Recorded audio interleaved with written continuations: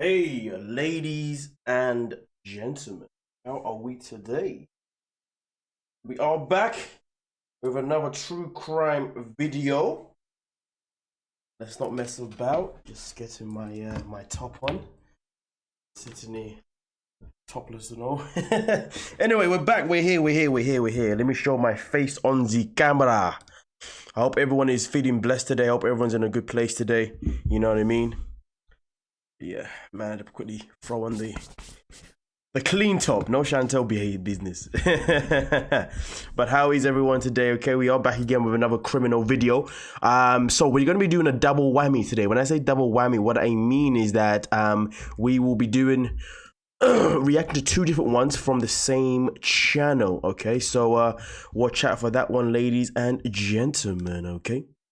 But with that being said, let's give a big massive shout out to every single person that is a member of the channel, including every single person who is a subscriber and everyone that's a member of Patreon as well. And of course, if you want to become a member of Patreon or the channel, the links are down below in the description. And if you want to become a subscriber, big red button with a notification bell next to it, and also smash the like button as well. Okay, ladies and gentlemen. Okay.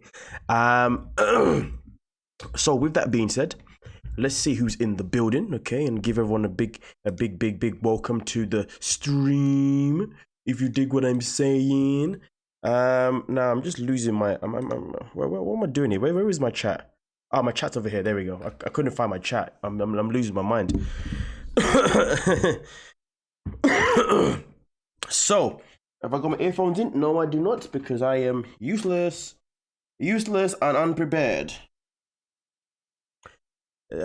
Single man mentality, never been prepared. That's why a man needs a woman in his life so he can be prepared. But hey, everyone that's here in the building right now, how are you?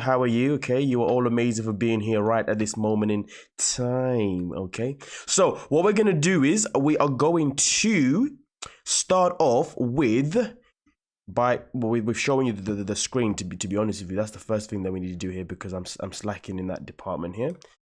And the first one that we're going to do is going to be guilty until proven innocent. And then after that, we then do the legend of Jeff. Okay, so that's what we're going to do today, ladies and gentlemen.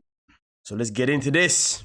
Let's not mess about. With respect to interrogation analysis, it's no secret the benefit of hindsight gives you a considerable advantage when evaluating information. When you know a subject is guilty, it allows you to exclusively look for guilty behavior. The knowledge of outcome highlights the imperatives while stripping away Thank you, says who clips. Thank you.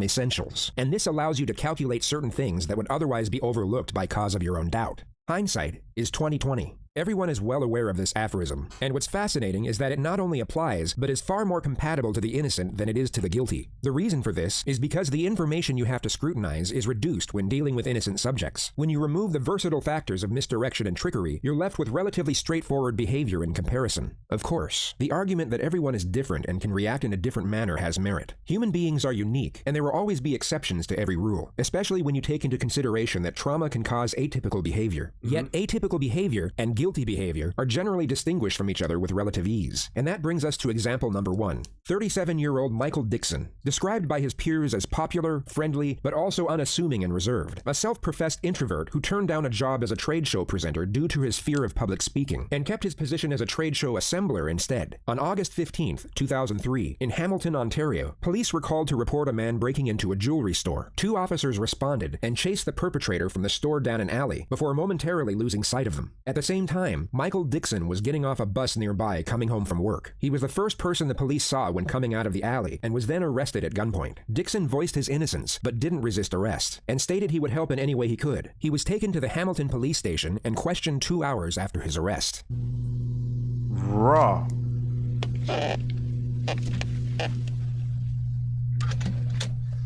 Sorry to keep you waiting, Michael.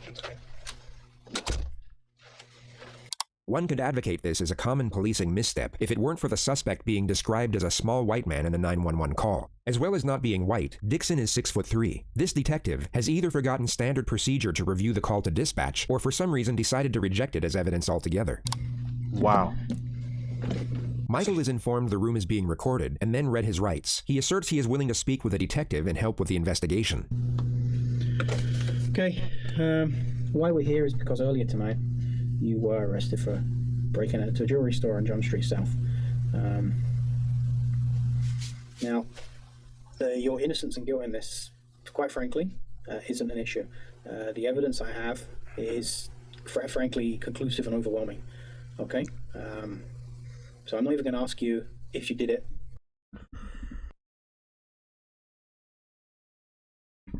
Wow. Wow. Wow. What I have to ascertain here is what kind of guy you are.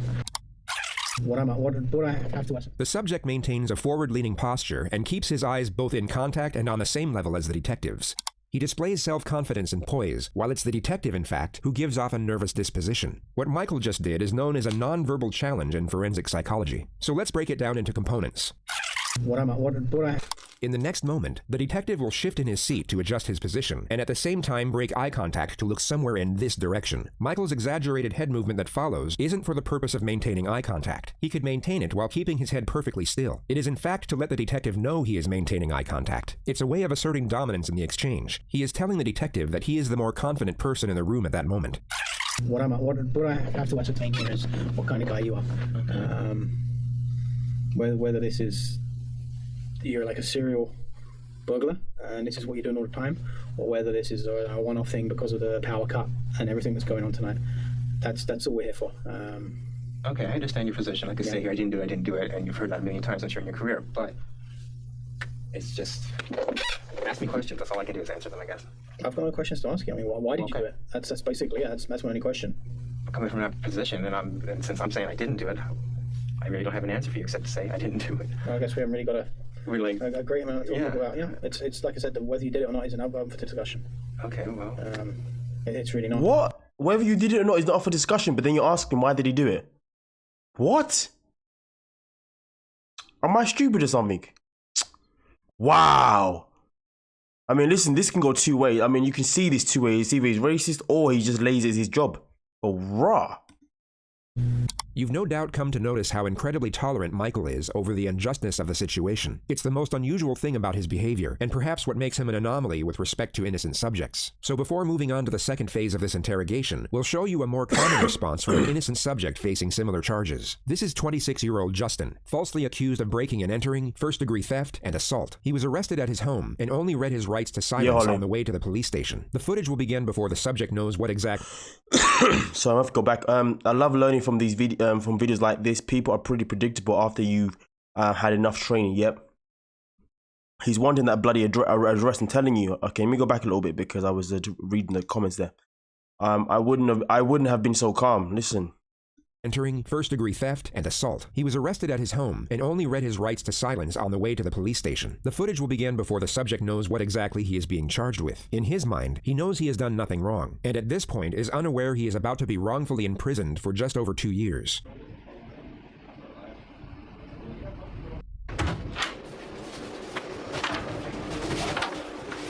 Alright, Justin, get that form.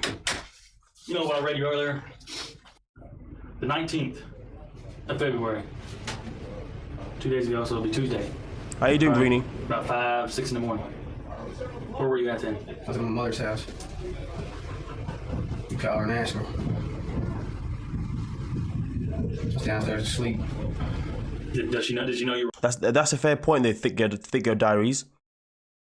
I like that. The first guy probably has been taught to keep his cool with the police because of a man of color. This is our sad reality. That's probably true. Sorry, but I need to go back to the beginning of this one because I was reading the comments and I can't hear them very well. I need to turn up the volume on my side as well. Oh yeah, that video, which my volume is low.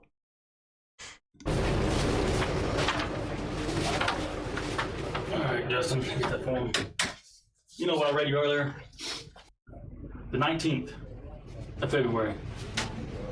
2 days ago, so it'll be Tuesday. Alright, about 5, 6 in the morning. Where were you at then? I was at my mother's house. You call her and ask her. I was downstairs asleep. Did you know you were asleep at that time? Yeah. He doesn't see the interrogators as a threat, but more of an inconvenience. His responses are short and concise. He does not seek approval. He only responds to a question or states a point. I mean, did she see you sleeping at that time? Wait. I like the first line. I like the first line he dropped there. He doesn't see the interrogator. wait. Did she know you were asleep at that time? Yeah. He doesn't see the interrogators as a threat, but more of an inconvenience. More of an inconvenience. You're wasting my goddamn time, bruh. What are you doing there? Sorry, that one hit me hard. I didn't see that coming. Sorry, let's continue. His responses are short and concise. He does not seek approval. He only responds to a question or states a point. I mean, did she see you sleeping at that time? Yeah, I don't never leave. If I ain't doing nothing, I stay at my mother's house. So I'm not working, I'm at home. Mm-hmm. You didn't go to labor ready that day or nothing looking for a job, yeah. Okay. That morning, house got broken into. Okay. The detective's strategy is to reveal the charges in a periodic manner. Getting a confession to one charge at a time is far easier than gaining admission to all of them at once. The plan is to reveal the break-in and robbery charge first, then reveal the assault at a later stage. The detective goes on to explain that the accuser named Candy said she saw him loitering around her house in the evening hours of the night, and a short time later witnessed him break in and steal a multitude of valuable items. The detective then explains that she picked him out of a 12-picture lineup of suspects. She says you broke in this apartment. Okay, well tell me why. Justin is now aware of the burglary charge, which holds a possible 20-year prison sentence due to previous convictions. He will now begin to forcefully assert his innocence, and each time he does so, will bring forward his posture and strengthen his vocal emphasis while making the assertion. All right, so I mean, she's saying that I was there before? Is that what she's saying? She's saying she's seen my face before the break-in happened? Yep. 'Cause I didn't break in her house. I don't know who she is. I don't know what you're talking about. I don't know no girl named Candy. None of this shit, man. Why is she saying that you're... I think he needs to stop shaking his legs though, man. His leg shake is making me nervous. Like, bro, if you're innocent, chill. I mean, I don't know. I can't be saying that, man. I think after seeing the first guy be so calm, I'm like, yo, man, just chill. But it's not. It's easier said than done, isn't it? It's easier said than done. Kitty says, 1, get a lawyer, especially if you're innocent. Getting a lawyer does not mean you're guilty. People refrain from lawyering up because they believe it made them look guilty. It's your right to have an attorney guilty or innocent. Many people have been falsely convicted because of these interrogations. That is very, very true. How you doing, Vicky? How you doing, Chimaka? You can be innocent and nervous at the same time. No, of course. That's what I'm saying. I'm taking the legs. You can easily be innocent and be nervous at the same time. That's why I was like, that's why I said that because I've seen the first guy be so calm, I'm expecting him to be calm, but of course you wouldn't be. So yeah, my legs shake when I face a fight. It's nerves, yeah. I don't know why she's saying I don't know why I don't know. What were you doing? You should watch some of the lawyer reacts to interrogations. Oh, okay. I mean, if you can drop some links on Discord, that would be cool, then Luxy. And then obviously, if they're videos that have no copyright issues, then we can live stream them, okay? You always get a lawyer. You always say no comment has an averages of 101. It's 101. Okay, cool. Doing there? I was not there. I don't know this girl Candy. The only Candy that I even heard of How is you this Monica? guy named Tim Stahl Dacer. The person he just mentioned was the accuser's ex-boyfriend. Okay. That's it. How do you know Tim Stoll? I grew up with the dude, man. The accuser's testimony was later picked apart in court. She was caught lying on the stand multiple times, and Justin was exonerated. He was proven innocent not just beyond all reasonable doubt, but essentially beyond all doubt. The last thing I heard about them two, she had him arrested for domestic violence. That's all I know about this girl Candy. I ain't never went in that girl's house, none of that shit. I didn't do that shit. I didn't. As God is my fucking witness, I did not do it.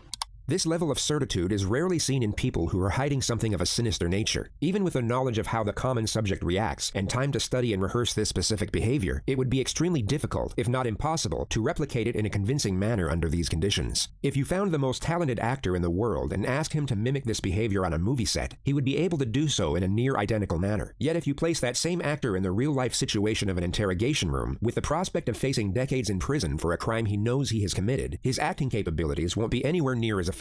The survival instincts mentioned at the start of this video will be nullified by the burden of guilt, and the ability to perform under pressure will be significantly diminished. But to set aside behavior analysis for just a moment, focus solely on this image. Most of you watching at this point will get a sense of integrity from this picture alone, that the subject is both honest and confident in what he is saying, but still uncertain as to what the detectives are thinking or going to do, a mixture of sincerity and fear. The knowledge of outcome will have no doubt influenced this perception, yet what's intriguing is that most of you will have gotten this exact same perception completely void of hindsight. It's a hard thing to accurately explain, but it's something you can just feel. And this instinctive feeling is what the guilty have an almost impossible task at emanating. And, you know, when you say he didn't have a weapon, he's on the ground, and he puts something up on the thing and then gets out. I thought it was a shotgun. I mean, what are they saying? So I fought with her, so now, I mean, they're saying, okay, I fought with her, so I must have killed her. I mean, come on. I mean, that's, you know. You're being arrested for soliciting to commit murder. You attempted to hire someone to kill somebody else. And that's why you're here, and that's what you're getting charged with. Okay, no. You don't understand? Or? No, I never done that. Why should I believe you? Because I'm a very trustworthy person, and the people that do know me, they know how I'm a calm person. I am not an argumentative person. I'm a low-key guy that's quiet. I'm not about confrontation. I'm not about anything that elevates to that level. I mean, like, if someone like yells at me, screams at me, I just take it, and I just try to get... This is deep, man. Yes, hit the thumbs up, people. Come on now. The only things you need to say to the police is your name, age, and address. That's it. Other than that, you have the right to remain silent. Do you know what else I heard as well? If you get stopped by the police officers on the road and they don't take you in enough now, you can actually ask them, if we're in the UK anyway, you can actually ask the police officers for their name. You're actually allowed to ask for their name, their badge number, and basically what they're supposed to do is give you a receipt of their name and their badge number. Usually in the UK, if you present to the police officer that you know this, usually they leave you alone. Like, for example, you are allowed to question them. So like, if I was to be walking down the street right now and a police officer was to stop me, I have every right to question them back. If they said to me, hi, I mean, like, stop there, where you going? I have the right to say to them, why are you asking me though? I have the right to actually say to them, why are you asking me though? What's it got to do with you? And then you can say to them, can I have your stuff, please? And the thing is as well is that it also stops them from, it stops that specific officer from actually stopping you again, because there's people that get stopped recurring by the same officers, okay, because they just want to pick on them. So yeah, that's something else. I learned that on a video. There's a video that I saw on YouTube like a while back. I think about a good 5-6 years ago. It was a video on just basically, you know, as a black person, how do you handle yourself, you know, obviously when it comes to the police officers. If I find that video, I will. If I find that video and it hasn't got no copyright stipulations to it, then I will do a reaction to it. But yeah. But I think it was a BBC one though, to be fair, so probably not, but we'll see. What's called exactly, Naxi? You have to give all that over at least when you reach custody. Otherwise you're going to cells until you release such information. Also, if you get pulled over, do not do any tests. Use your license will be suspended, but your lawyer will have a better chance of getting you off if they pulled you over for a suspected DUI. Okay, well, I mean, DUI never gonna happen to me, so cool. That man over-explaining screams guilty. I'm a bad girl. I've had cops lie in court, and because I remain calm with the truth, I win my cases. Okay, cool. I mean, it's not cool that you've been in court several times, but it's cool that you've been able to hold your own. I studied criminal justice, and one of the professors was a former defense attorney. He also said, if you're arrested, the only thing that you should say to the police officer is lawyer. Oh, okay, interesting. Also record the police officer. Too. You can use as evidence. Yes. In today's society, thank Lord of mercy, you can now use your own phone to record them as well. That's a very good point. I didn't know about the receipt though. Yeah, I think we said recipe. Holly said recipe. Yes, you don't need to do a breathalyzer or take a blood test. Okay, that's good to know. If you record the police, you can get things thrown out. Okay, awesome. We have to remember that we're from different countries though for how things work. 100%. Different countries, different things. They cannot force you to take any test, even if you get to jail. You still have the right to refuse blood tests and breath tests. Oh, okay. I mean, to be honest with you, I never really have to worry about them kind of things. You know what I'm saying? Man ain't got nothing toxic in his body.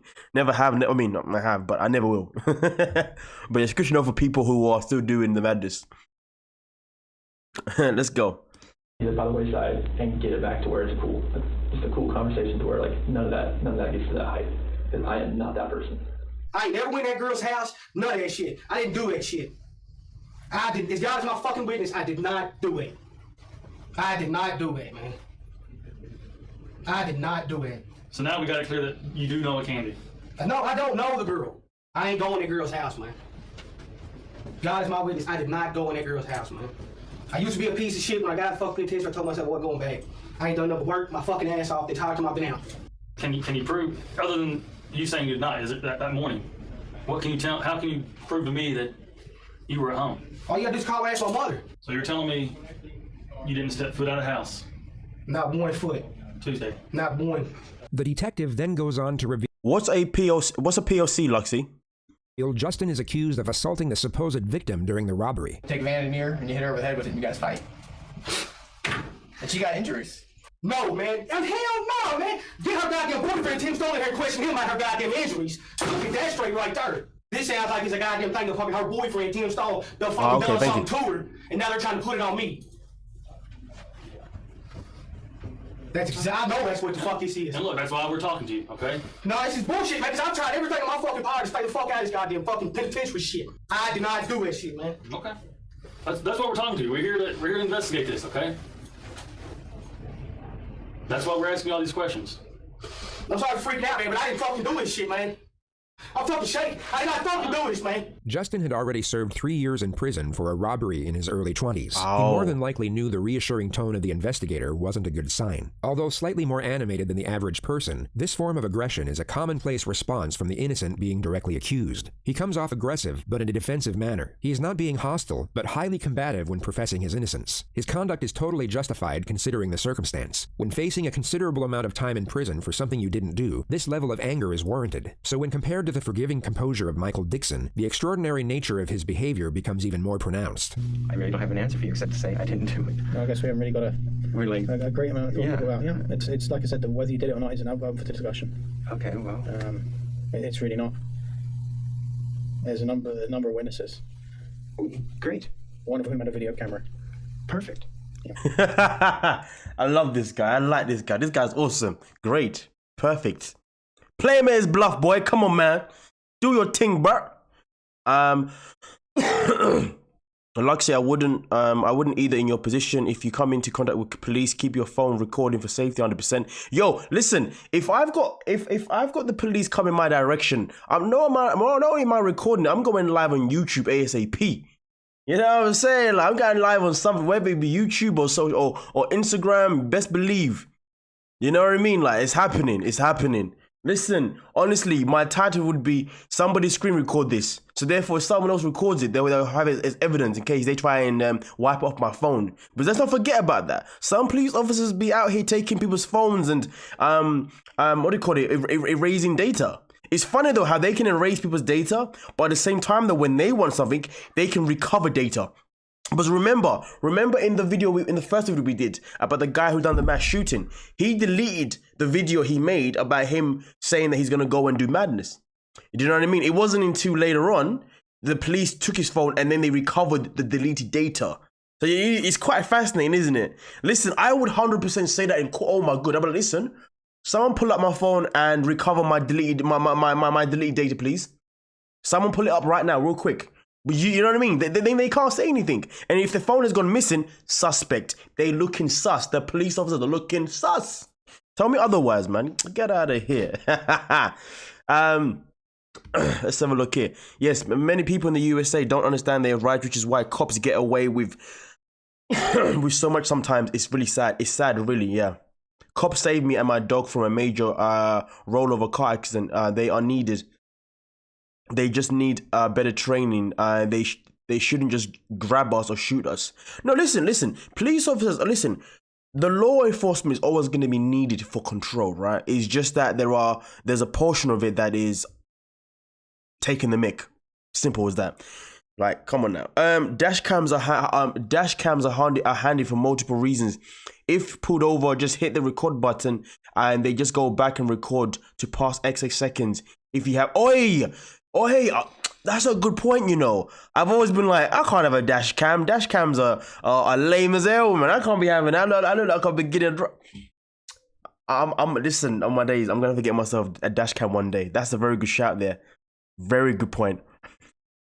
To be fair though, there was this there used to be this group of people who used to drive mopeds in the UK, and they would purposely stop in front of someone's car, and then they would move back, purposely bump into people's cars to then blackmail them into giving them money for an accident that the person didn't commit.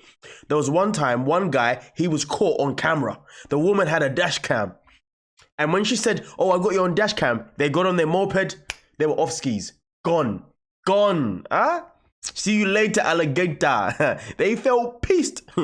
Always know your rights. Honestly, it doesn't matter to me. My mother's boyfriend is a cop and I still don't trust them. They follow rules that are set to work against you. There you go. My friend caught a murder on the dash cam. Damn. They need to thoroughly evaluate these cops before they enter the force. They can, but you have to remember one thing though. Some people in law enforcement go into the game good people, but some of them become bad at some point. Some of them get turned by dirty cops. You have to understand that some people do go in there with the right intention.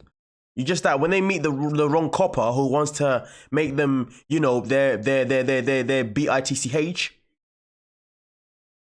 they become bad too.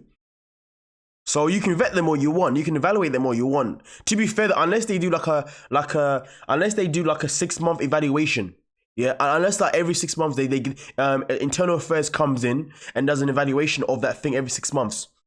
That's a shout, but boy, the problem with that though would that it would cost money. We all know the government ain't looking to be spending money on people on police officers being evaluated every 6 months, considering how many people are in the police force, right? All over the freaking world. Just imagine, America's got 50 states. Imagine how many police officers you have to vet every 6 months. Sheriffs as well. The government ain't gonna be paying that. Are you mad? And we already know America's stingy as hell with their money. More stingy than the UK, arguably. Listening for a few before another meeting. Okay, Tiffany, thank you for coming through. It takes more time to become a casualist than it does to become a cop. That's a huge problem. They need years and years of training. Listen, look at how long it takes someone to become a lawyer. Look at how long it takes someone to be a doctor. You see what I'm saying? Being a police officer should be the same thing, shouldn't it? But again, either way.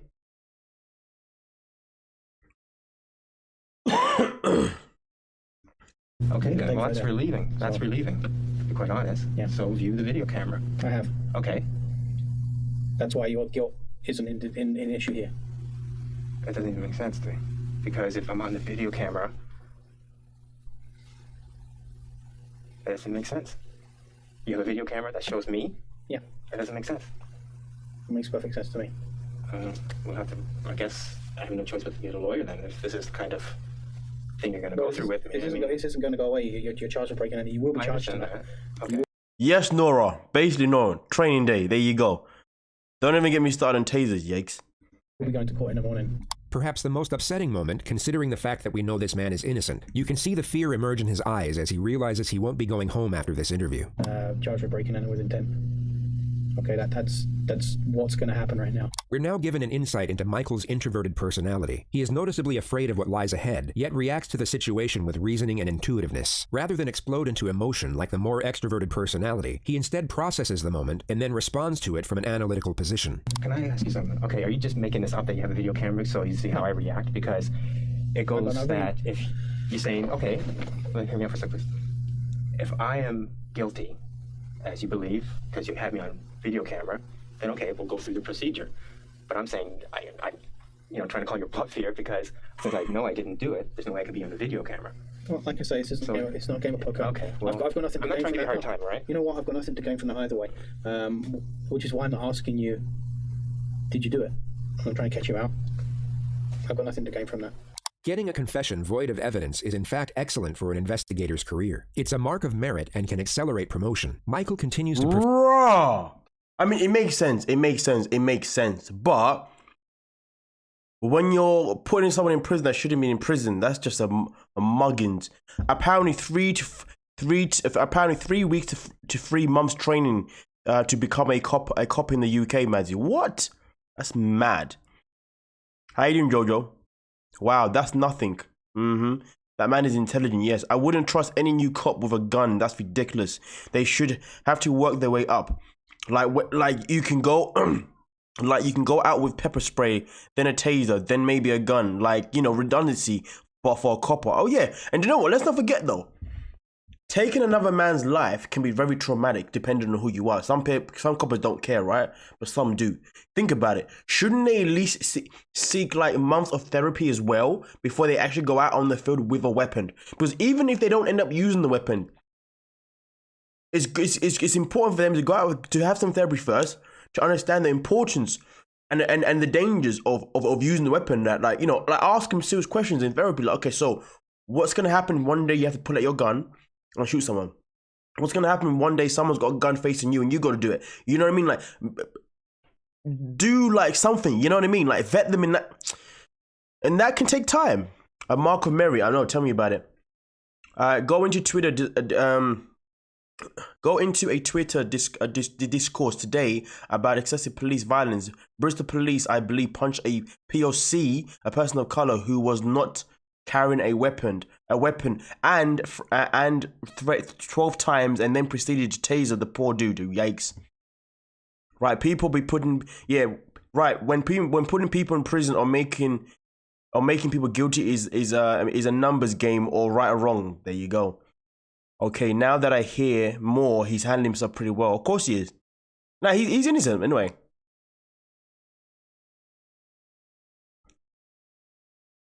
Yeah, I like his fellow demeanor too. I think he handles the situation well. Confess his innocence in a calm and composed manner for a further 7 minutes. The detective then asks that he draw out a map and specify his movements before the arrest. Every detail of his alibi was later proven to be 100% accurate. Like I said, on the information that I've got, you're going to be charged tonight with breaking in. However, I do have a duty to make sure that the truth is, and basically the truth is paramount, and the true version of events is paramount. And I have a duty to investigate all of this, and I will investigate. I assure you, I'll investigate this story thoroughly, and hopefully, I'll be able to find something here which will either prove or disprove, what we've discussed tonight. Yeah. Okay. Problem is the speed at which this is going. Yeah. You know, like when I was on the ground, I was saying, go quickly to the terminal. I have like 6 or so guys around me. You know, like talk to the bus driver. Right. You know, like I can't comment on things. Okay, I know, unfortunately. But now I'm left hanging, right? Now I'm looking at this. I mean, this is basically on the evidence I've got. This is the only course of events that can take place right now. But I will certainly make sure that this is looked into thoroughly. Okay, I can give you my word on that. That's my duty. That's what I have to do. Okay, I trust you will. I was just wondering, can I make a phone call? Because I'm supposed to be at work at 8 a.m. You're not going to be able to be able to work. I know I'm not going to be able to, but I like to phone ahead. I can arrange that you get the phone call to let someone know that you're not going to be at a place. Yeah. So I'm hanging out in that room till 10? No, we'll be taking you downstairs to a larger custody facility that you have downstairs. Well, it's not the most pleasant place in the world, but it's only for a few hours. Okay. Okay. From court tomorrow, what happens there? I don't know. Okay. Well, I will look into all of this. I trust you will. Yeah. No, they're both in America, as far as I know. Totally clueless. I trust you will. I'll make sure we got the whole picture. Okay. Okay. Well, thank you, I guess. Okay. You're not in an enviable position, and I understand the process. I'm not satisfied with it. That's what I'm saying. You know. And I don't expect that you're going to be happy with it. You know, and I'm thinking, no disrespect to you, but I know someone sitting in this chair has probably lied to you a million times, right? So I'm thinking, what can I do to convince you? I tried to give you the information. Like, you've been. He didn't lie. He didn't lie about anything. He's innocent. The police officer's trying to get him to say that he committed a crime that he did not commit. Wow.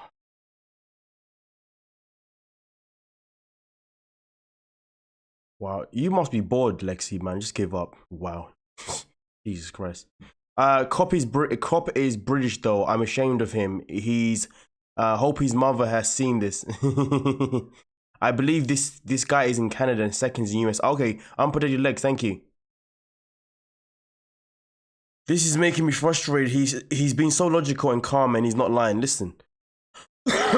Very good at me, and I try and treat everybody as an individual. Okay. And my main aim is two things: is that you get your rights that you're entitled to under the Constitution of Canada, and that you're treated decently. Yeah, you're right, Lexi. You're right. He just said Canada. The police have just said Canada. You're right. I heard that. The truth comes out. The truth eventually did come out, but the suspect wasn't treated decently. He was kept in jail for 3.5 days before a separate investigator looked into his alibi witnesses and checked surveillance of the area in question. He was then exonerated immediately. A civil trial ensued, and Michael was awarded $46,000 in punitive damages. The interrogating officer and 3 other investigators were all demoted and suspended without pay. Thank you. Thank God. Thank God. At least they got something, man. I'll be honest with you. Based on the way the criminal system works, I will take anything. Do you know? I mean, let me subscribe to this page real quick. I will take anything that makes them look bad. But anyway, let's go. Now we're gonna move on to the next one. Okay, this is the next and last one. Did the first one, did the second one. Demoted, fired. No, they should have been fired, but they were demoted. I mean, listen, to be honest with you, I'm never going to be too picky or even frustrate myself, you know, with the law enforcement. But we know it's going to be the way it is, right? So, demoted and missing pay. I'm just choosing to have to be happy with that. From what I learned, the cop was trying to make him lie, to make him, yes, zing boom. That's exactly what he was trying to do. Damn, I've eaten a whole Ben and Jerry's watching. Stay away from Ben and Jerry's.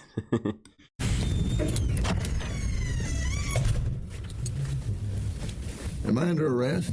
For now. I'm under arrest? Yeah, I'll explain everything, but before I explain myself to you, before we talk to each other, I need to read your rights, okay? What am I under arrest for? Well, like I said, I need to read your rights first. Obviously, the charge is robbery, okay? I'll explain everything. I'm under arrest for robbery? You are, but let me read your rights real quick, okay? And then I'll explain it all to you. Is that okay? Let me do that real fast? All right, Jeff. Can you read with me? Just read in your head, okay? Before we ask you any questions, you must understand what your rights are. You have the right to remain silent. Anything you say can will be used against you in the court of law. Does that make sense? You've probably heard these before, haven't you? Totally clueless. That's why they say that you shouldn't eat whilst watching TV. That's like the worst thing to do. I worry for this guy's health after this trauma. I hope he's like, I don't even know. Ange, me not joining while I'm in my uni class, just for magic. How you doing, Ange? It's been a minute. I hope you're good though. I hope you're good. Am I under arrest? Yes, lawyer. Does that make sense? Do you understand your rights? Do you understand your rights, Jeff? Yes or no? Do you understand? Do you understand what I read you? Do you comprehend what I read you?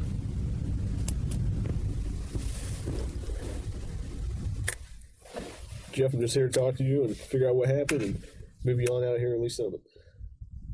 So do you understand the rights I read to you?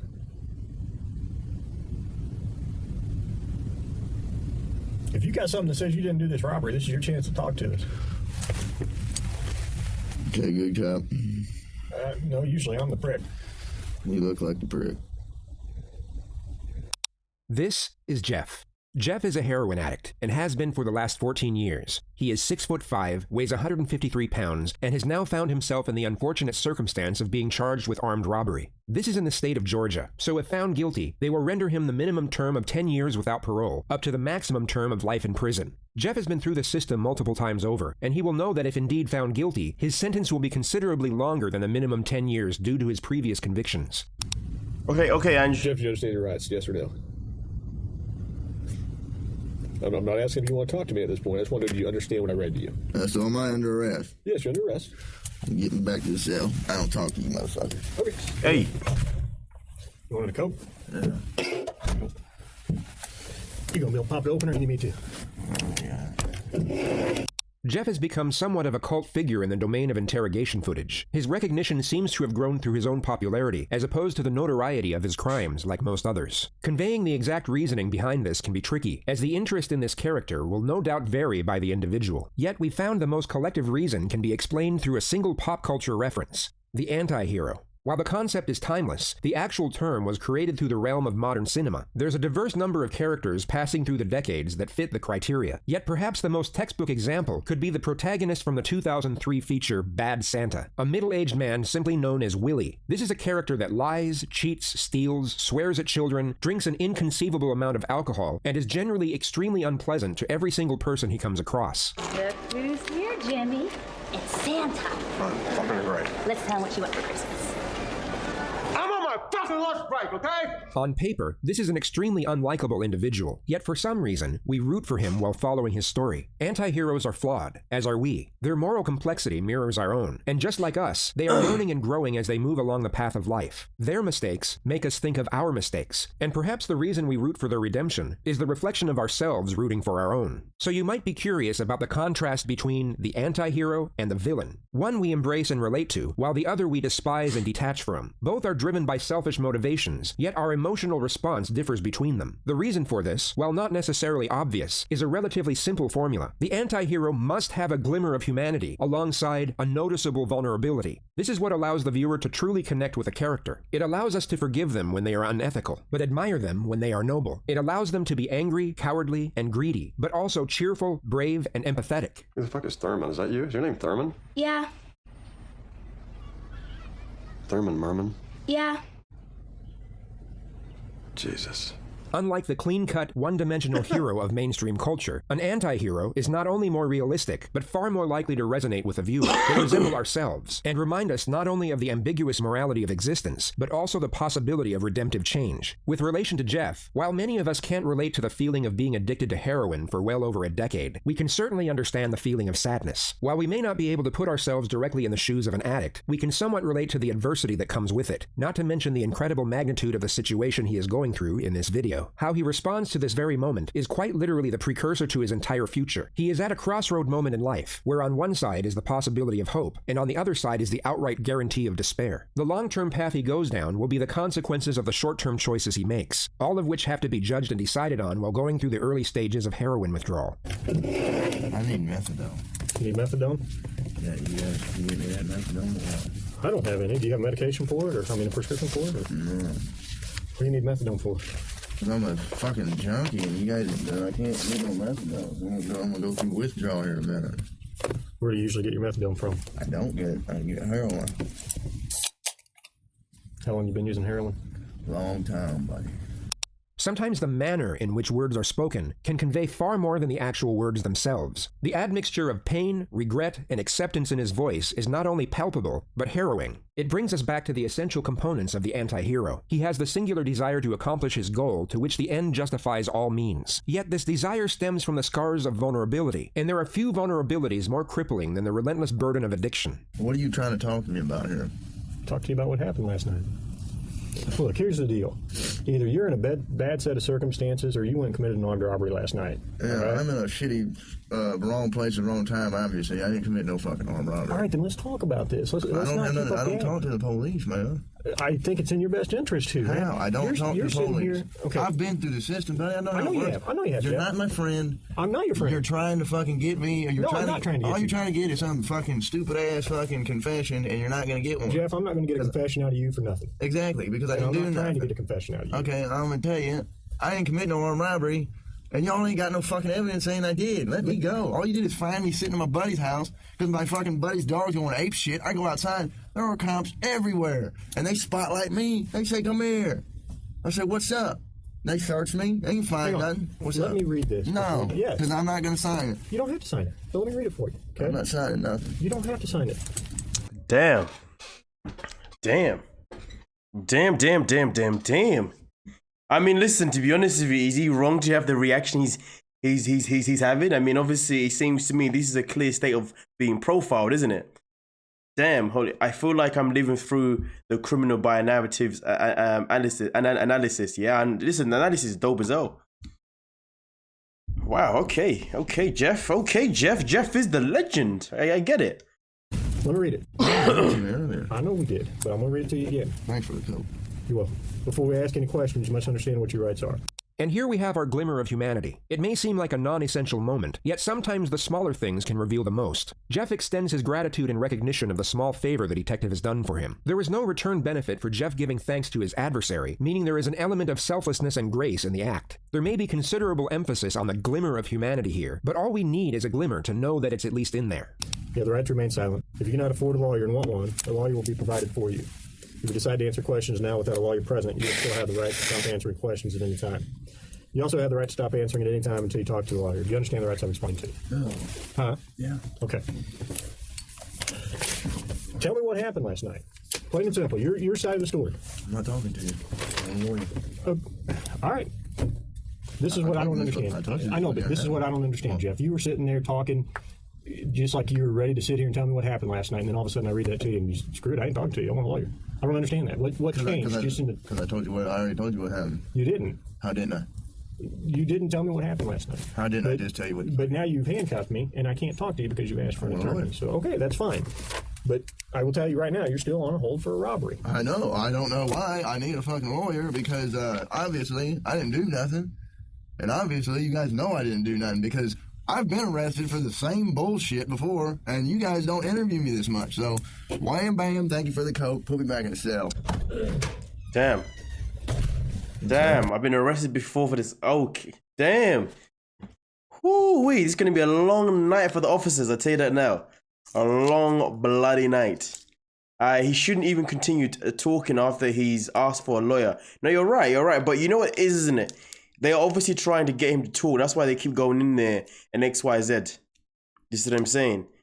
But yeah, no, he should be patient. He should just hold it cool. But to be honest with you, based on the response he's given, I don't think they can use any of them against him anyway, because every response he's given to them is that I haven't done it. And you guys are literally just picking on me just because I have a record. And it's just that blood clot simple.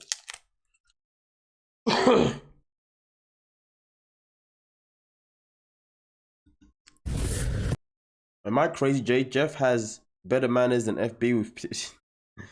Ah, dear Lord. All right. I know we did this twice, but I got to do it again every time, okay? Before I ask you any questions, I got to read your rights. You understand that? Okay. Go ahead and sign there. Let me take your gift off. Look, I'm not signing nothing. Okay, you don't have to sign anything. You understand your rights, though, right? Yeah. That's all I need. A verbal yes? Yeah. Yeah. When's this coat gonna be here? Or is that just that fairy tale? It's coming. He's getting there right now. We'll be here in about 2 minutes. Just watch the soda machine. It tastes good. Mm-hmm.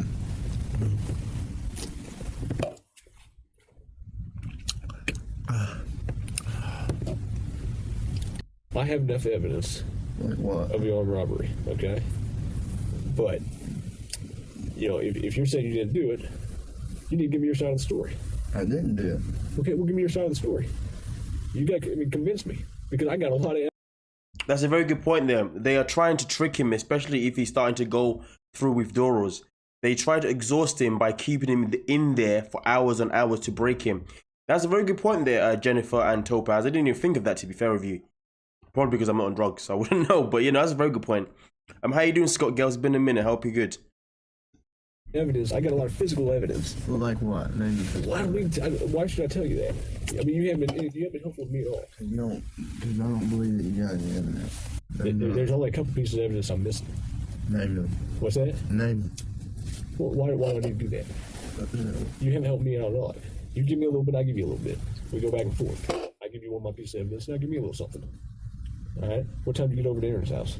The detective downplayed the magnitude of the question to a considerable degree. He stated that it was a little something, when in reality, establishing a timeline alongside a destination can be a crucial and sometimes decisive piece of evidence. If the suspect locks himself into a specific place at a specific time, it can be used to refute a multitude of amendments he might come up with at a later stage. A single piece of admission such as this essentially has a butterfly effect on a suspect's leverage in a case, and although seemingly insignificant, this was a crucial moment during the interrogation. The suspect at this point in time has given nothing away, and this was the detective's attempt at turning the table. You give me a little bit, I give you a little bit. We go back and forth. I give you one of my pieces of evidence, now give me a little something. All right? What time do you get over to Aaron's house?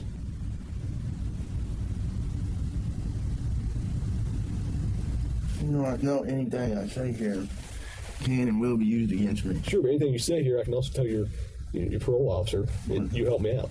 That doesn't mean dick. There's no way. I didn't do it. There's no way. This guy is a legend. Hey. Oi. The way he was like, I won't say anything that can use against me. Jesus Christ, man. Aren't they meant to have medical teams check him and give him something if he doesn't go through withdrawals, at least not so badly? I'm not too sure, but one thing that I do know is that the system will push the limits. Even if they have to check him for a doctor, they'll wait until the last very minute, to be honest with you. They won't give it to you when needed, because that's what they do. You see what I'm saying? They will just keep going. Like, for example, I don't know if any one of you here knows Steve Biko. There's a man called Steve Biko, where you know, he's a South African man, an activist, and when he was arrested, wrongfully arrested, they beat him. They beat him a lot. They kept beating him, starving him in the whole shebang, and then they brought him a doctor just as he was about to flip and basically die and lose his breath. That's when brought the doctor in, and they were like, yeah, we brought the doctor in, but the doctor just couldn't save his life. That's because they beat him, you know, like selfless, and didn't feed him and wait until the very last minute on purpose because they wanted this guy gone. They didn't want him to be alive anymore because of what he was doing in South Africa. He was trying to do something for the greater good. But anyway, that's just that. So yeah. Or is it in the UK only? I may be mistaken though. Is it the code given out of courtesy? Is the code given out of courtesy, or is it to help him with withdrawals? No, it's to soften him up. They think giving him what he wants is gonna get him to speak. Jeff must have had a good lawyer before, because he knows how to avoid the questions and stay calm. 100%. But you know what though? You have to remember though, there are some people who study the law.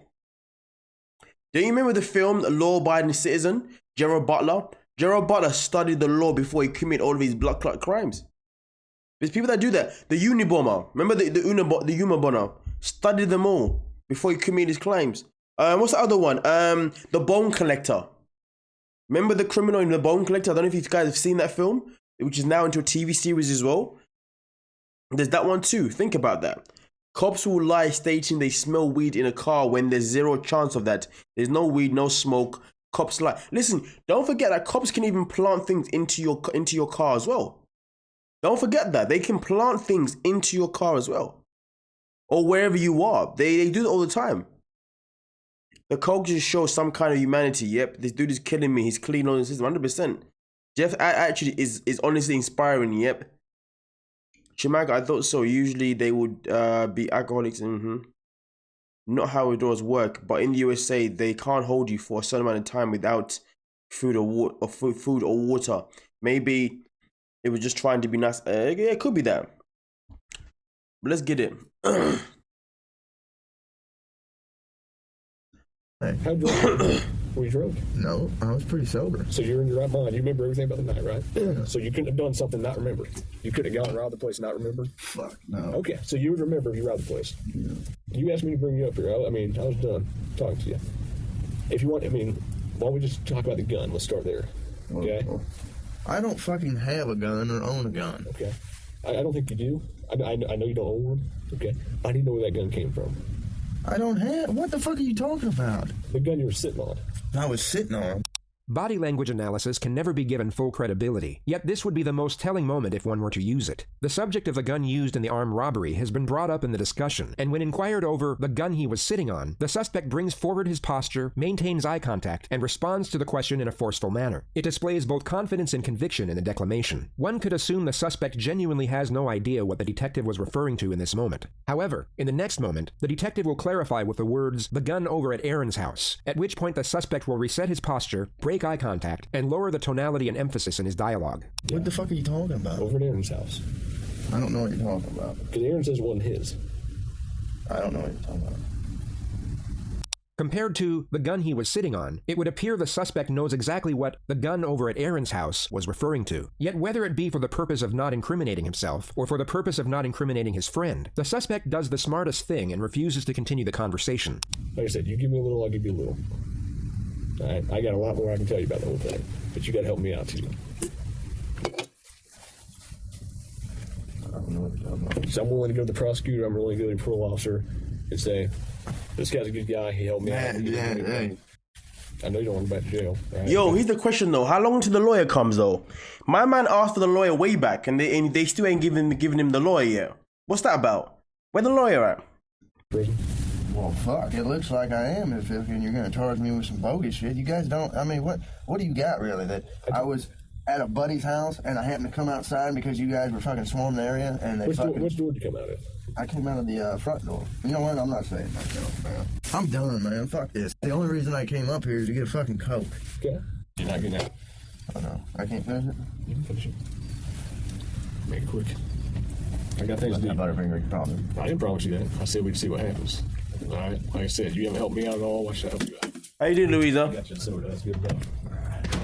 Jeff was released from custody just under 12 hours later, and that takes us to the final and perhaps the most important component of an anti-hero, the conclusion, which unfortunately in this particular case is unknown. The final outcome of this story will vary depending on the source, some with a happy ending, others a cautionary tale. One legend has it that Jeff got clean soon after his release, and now works in the corporate marketing team for Coca-Cola, while another states that he was picked up the day after for the same charge, and is now facing down a 15-year sentence in Georgia State Prison. If we go by the Hollywood formula, an anti-hero's actions throughout the course of their life are so drastic and single-minded that they only ever lead to salvation or destruction, and their final decision is always dictated by what they have learned and how they have changed throughout the course of the story. The paradox here is that we don't even need the theme of imprisonment to mold the outcome of this particular story, as the theme of addiction is more than enough. Whether he goes to prison or not, Jeff will either manage to get clean and rebuild his life, or he won't. He is headed for salvation or destruction no matter what, and that single concept can perhaps define Jeff as an anti-hero. His outcome is a mystery, but either way it goes, it most certainly conforms to the anti-hero's ending. Wow, man, that's crazy. Santa! Yeah. You're bringing my present early? No. Oh, dear Lord, dear Lord, dear Lord. They're trying to squeeze him before the attorney gets there, exactly. There was a guy who beat a guy to death, then admitted he beat the guy during questioning. He said he left him. He was let off the hook. I don't understand justice. What the hell? I definitely won't be in a hurry to get, yeah, they won't be in a hurry to get him a lawyer. No, 100% not. I learned that they agreed to get a lawyer at first, but won't call one until they couldn't get anything from the suspect. Yikes. I hope Jeff cleans up. I hope Jeff cleans himself up and goes to law school to become a defense attorney.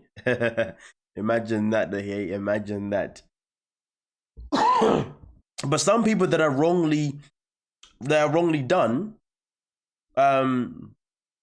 you know, do become lawyers, to be fair, or defense attorneys at least. Anyway, yeah.